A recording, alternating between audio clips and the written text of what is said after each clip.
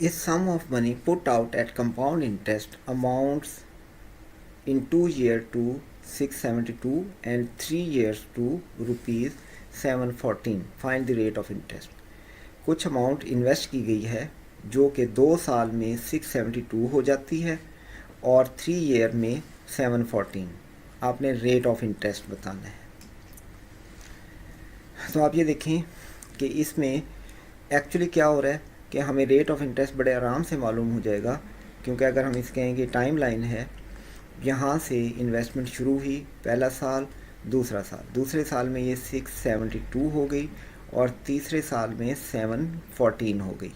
तो हमने rate of interest बताना है. हमें इससे गर्ज नहीं है क्योंकि यूनिफॉर्म रेट ऑफ इंटरेस्ट होगा, क्योंकि बताया नहीं गया कि ये वेरिएबल है, तो यूनिफॉर्म ही कंसीडर किया जाएगा. इसलिए रेट ऑफ इंटरेस्ट पहले साल, दूसरे साल, तीसरे साल सेम रहेगा.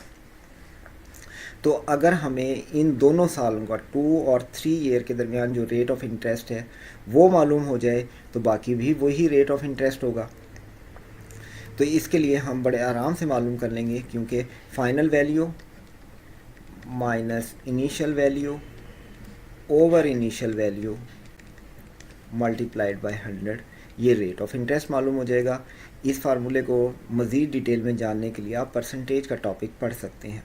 यहाँ पर हमने यही किया. फाइनल वैल्यू 714, थर्ड ईयर की अमाउंट, और माइनस सेकंड ईयर के अमाउंट 672 ओवर सेकंड ईयर, यानी कि इनिशियल वैल्यू जो इन दोनों केसेस में सेकंड और थर्ड के लिए जो इनिशियल वैल्यू है वो सेकंड ईयर है, तो सेकंड ईयर की वैल्यू से इसे डिवाइड कर दिया और परसेंटेज के लिए इसे 100 से मल्टीप्लाई कर दिया.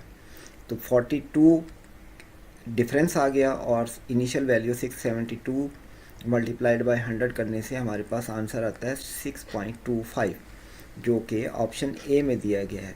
इसलिए इस क्वेश्चन का आंसर है ऑप्शन